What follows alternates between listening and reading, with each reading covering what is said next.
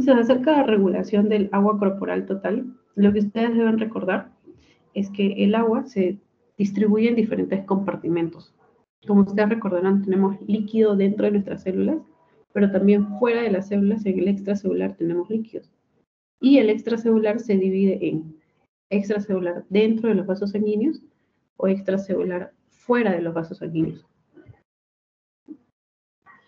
El extracelular fuera de los vasos sanguíneos se llama intravascular, porque está dentro de los vasos, y el extracelular fuera de los vasos sanguíneos se llama intersticial.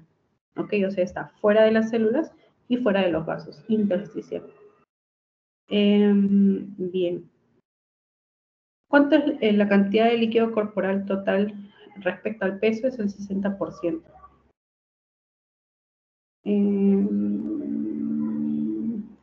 Ya. Como dice acá, el peso corporal total está formado por un 60% de líquido, o sea, somos mucho líquido, como pueden ver acá, y 40% por los componentes sólidos, ¿no? Los órganos sólidos, o los tejidos, mejor dicho, los tejidos. El tejido epitelial, el tejido conectivo, es más, el tejido conectivo, ustedes saben que en la matriz extracelular hay agua, o sea, hasta en los mismos tejidos hay líquido, o sea, por eso somos más agua que tejido. Como les comentaba, dentro de la célula está la mayor cantidad de líquido, 2/3, y fuera de la célula hay solo 1/3 de líquido. Fuera de la célula, como se darán cuenta, hay muy poco líquido en el plasma, a comparación del líquido que hay fuera de una célula, pero también fuera del líquido, ¿no? Vascular. Por ejemplo, si este es el plasma, acá solo hay 20% de líquido extracelular, y si este es el intersticio, todo esto, lo que no está ni dentro de la célula ni dentro de la sangre, esto es 80% de esa tercera parte. Eso ya lo deben saber bien. Algo que también les recomiendo que estudien para sus exámenes es la diferencia entre la cantidad de solutos en el intra y el extracelular. Esto ya lo saben fijo. Sodio es más extra que intra. 135 mili equivalentes por litro a 145 en sangre. A diferencia del potasio. El potasio, ¿cuánto es en sangre? Solo 3.5 a 5.5 mil equivalentes por litro de sangre de potasio. O sea, miren qué tan poquito, 3.5 a 5.5 tengo en sangre, en el extracelular de potasio. El 98% de potasio, ¿dónde está más? En el intracelular. El cloro tiene la misma tendencia que el sodio, es más extracelular que intra. El bicarbonato tiene igual tendencia que el cloro y el sodio, es más extra que intra. Y el magnesio es team potasio. Es del equipo del potasio porque es más intra que extra. Y bueno, acá están viendo otros, como el fosfato inorgánico, por ejemplo. Ustedes saben que el fosfato inorgánico pues es más intra que extra. Las proteínas son más intra que extra. Bien. Esto es un poco de la ingesta. Como les decía, acá en el esquema sale 1.5 litros, pero si les preguntan cuál es la cantidad de líquido que uno debe consumir normalmente, es de 2.5 a 3 litros de agua que uno debe consumir al día. Acá dice extracelular.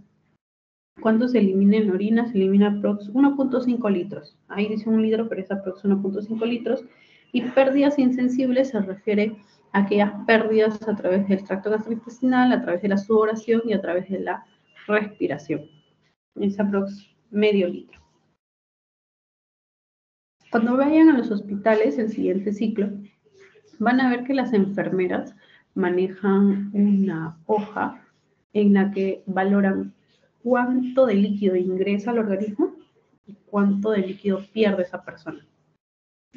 Todavía no sé bien qué fórmulas usan, pero sí usan unas fórmulas de acuerdo a la superficie corporal total para hallar cuánto líquido ingresó y cuánto líquido perdió. Y a eso se le conoce como ingresos, egresos. Se le conoce como balance hídrico. Balance hídrico. ¿No? Balance de líquido. Lo van a ver mucho en los hospitales. Entonces ahí colocan la pérdida a través de las heces, si mal no recuerdo, a través de el de la piel es que lo sacan con superficie corporal total. Y bueno, de ahí sacan un resultado final. Bien, ¿cómo se regula el agua? Primero deben de recordar que el agua en el plasma no está sola. El agua en el plasma tiene solutos osmóticamente activos. Y ahí están, por ejemplo, el sodio, la glucosa y el nitrógeno ureico en sangre. Estos tres son los solutos osmóticamente activos por excelencia. Entonces, si yo tengo más de estos solutos, quiere decir que voy a tener más agua, y a eso, ¿cómo se le llama? Tonicidad, osmolaridad. Osmolaridad es la concentración de todos los solutos osmóticamente activos en la sangre por kilogramo de peso. Y lo normal es de 275 a 295 miliosmoles por kilogramo de peso. En un libro ya he encontrado que la tonicidad es la concentración de solutos osmóticamente activos que no atraviesan fácilmente la membrana y crean un gradiente de movimiento. Bueno, ahí lo pueden leer. Aquí está la diferencia.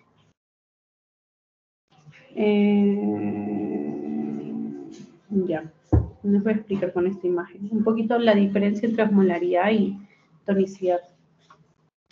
Aquí, por ejemplo, pueden ver en la imagen de arriba que tenemos pocos solutos, o tenemos la misma cantidad de solutos osmóticamente activos, tanto dentro de la célula como fuera.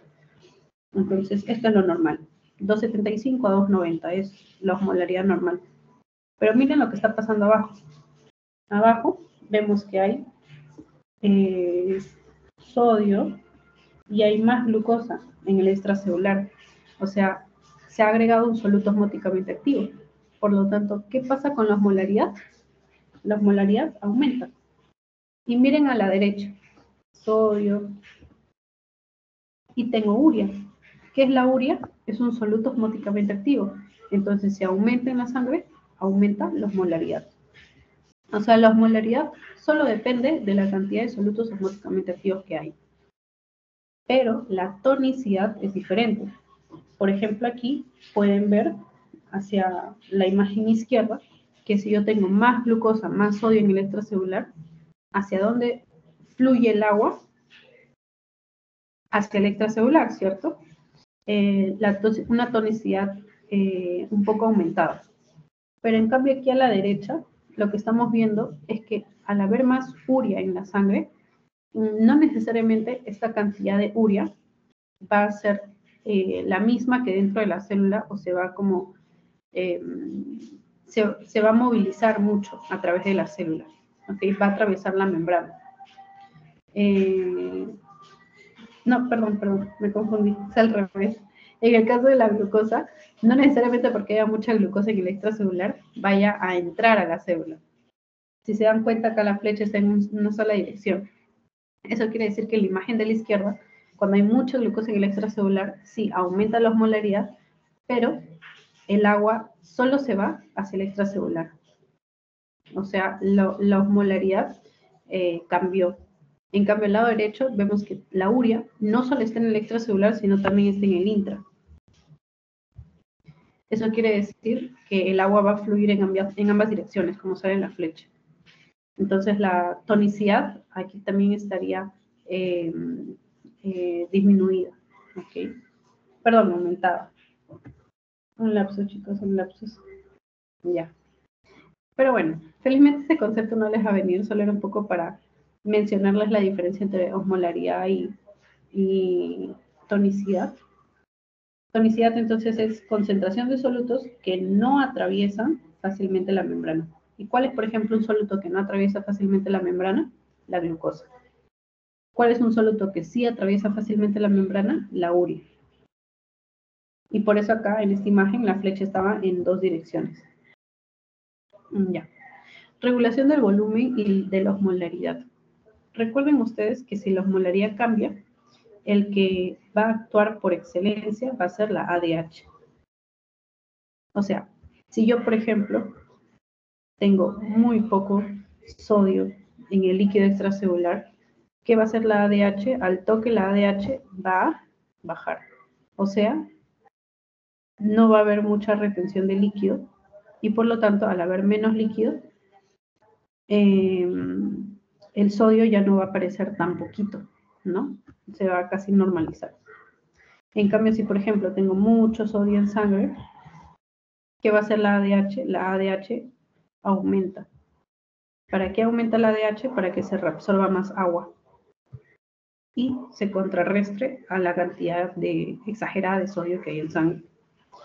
Entonces, si hay cambios en los solutos osmóticamente activos, ¿quién actúa rápido? La ADH.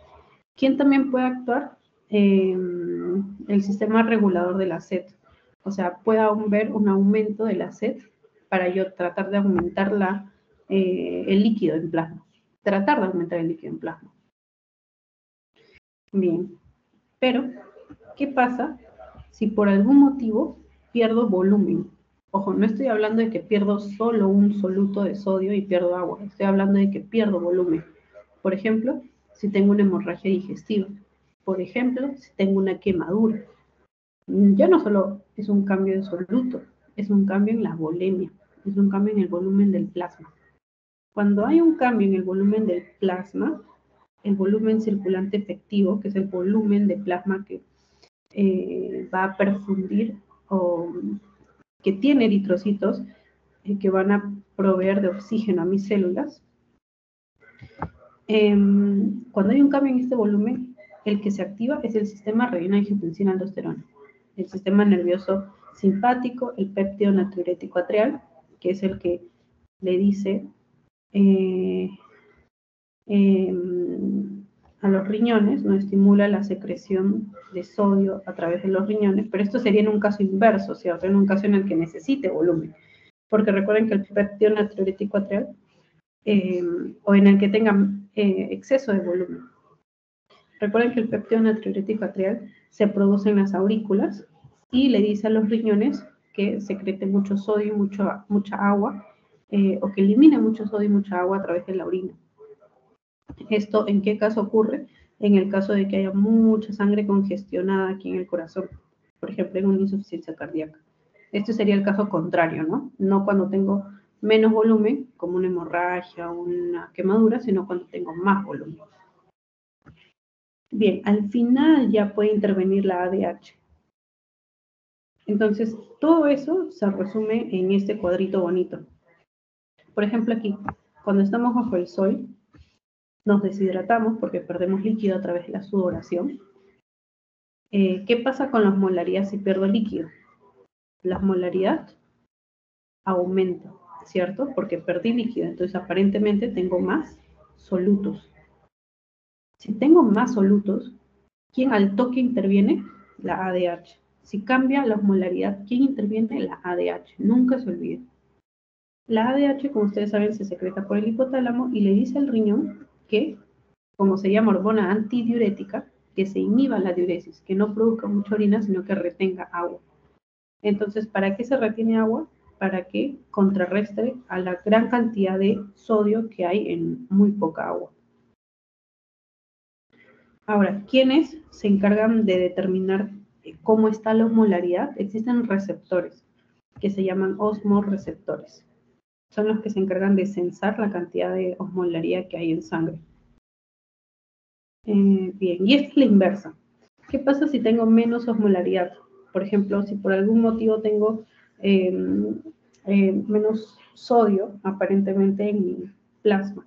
Al toque los osmorreceptores sensan esto y se disminuye la secreción de ADH, ¿no? Por lo tanto, no se retiene líquido, porque si retengo acá más líquido, pues voy a tener aparentemente menos sodio. Entonces, lo que quiero es no retener líquido, botar líquido a través de la orina. O sea, menos antidiuresis. Menos antidiuresis igual más diuresis. Menos reabsorción de agua, más diuresis. Bien. Entonces, en resumen, ¿qué les quiero decir con esto?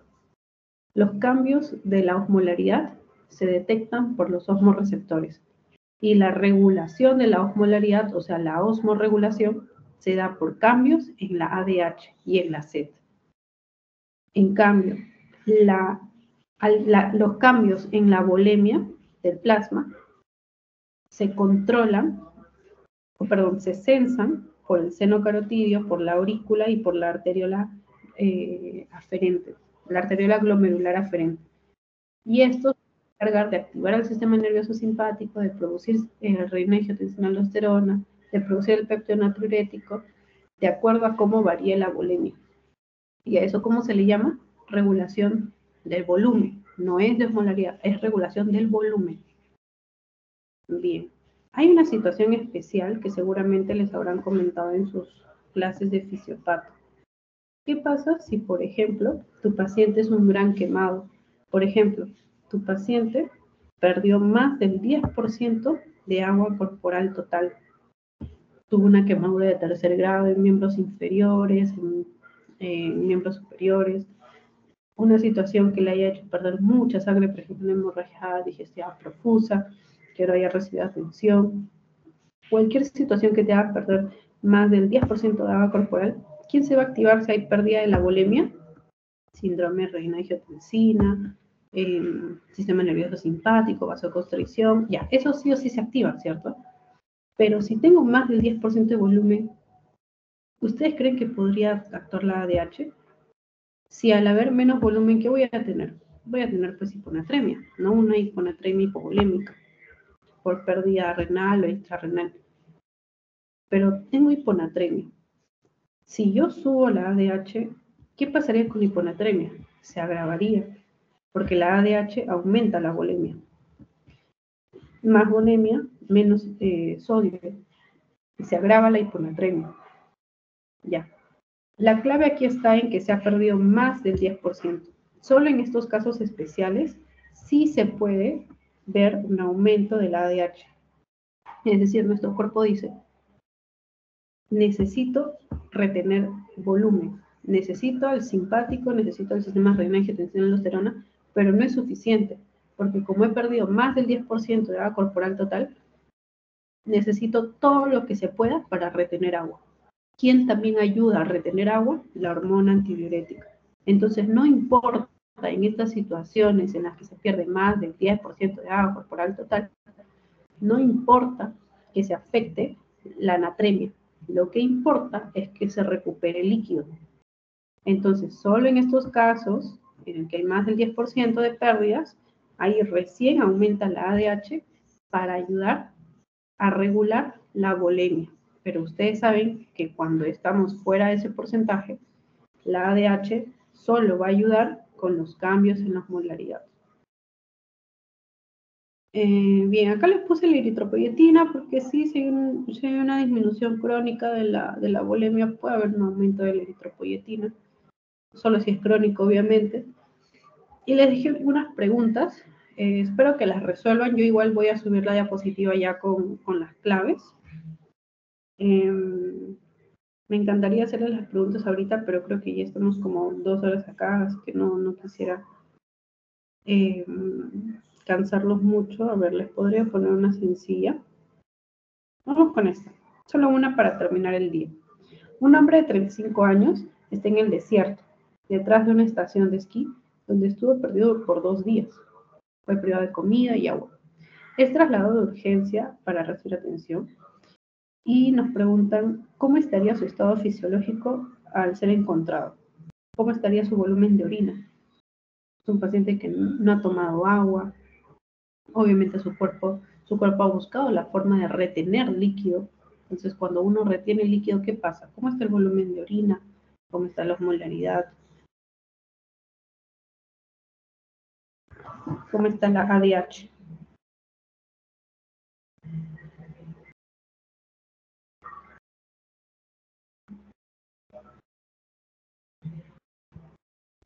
La D. Ya, a ver, vamos a leer la D. Dice, volumen de orina disminuido, excelente. ¿Por qué disminuido? Porque recuerden que su cuerpo está reteniendo agua, ¿no? Bien. Osmolaridad urinaria disminuida. Ya. Recuerden aquí que osmolaridad se puede medir en cualquier líquido. Por ejemplo, en el plasma, que es líquido, se mide osmolaridad. ¿Por qué? Porque hay solutos osmóticamente activos, glucosa, sodio, nitrógeno ureico. Pero la orina también es líquido. Entonces también la orina tiene osmolaridad. también tiene tonicidad. Entonces, si por ejemplo tu paciente, su riñón, retuvo mucho líquido en sangre, retuvo mucho sodio y mucho líquido en sangre, el poco sodio que elimina a través de la orina estaría más concentrado. ¿Por qué? Porque no tiene líquido en la orina, o tiene muy poco líquido en la orina, mejor dicho. Como tiene muy poco líquido en la orina, aparentemente hay más sodio en la orina. O sea, la osmolaridad urinaria estaría aumentada. ¿Ok? La osmolaridad urinaria estaría aumentada, o sea, el sodio estaría concentrado. ¿Por qué? Porque la hormona antidiurética está guardando todo el líquido para la sangre, porque queremos el líquido en la sangre, no queremos el líquido en la orina, no queremos perder líquido. Entonces la orina está concentrada de sodio. Entonces aquí, solo por esta, no sería. ¿Cómo estaría el aclaramiento de agua libre? O sea, ¿cómo estaría la pérdida de agua? Disminuida. ¿Y cómo estaría la cantidad de ADH si la persona está en un estado de inanición, no está ni bebiendo, no está consumiendo alimentos ni tomando líquidos? ADH está aumentado, tratando de guardar volumen. Bien, chicos, espero que les haya ayudado. Pensé que me iba a sobrar tiempo para hacer los demás temas, pero nos vamos recuperando en el transcurso de los días. Igual mañana tenemos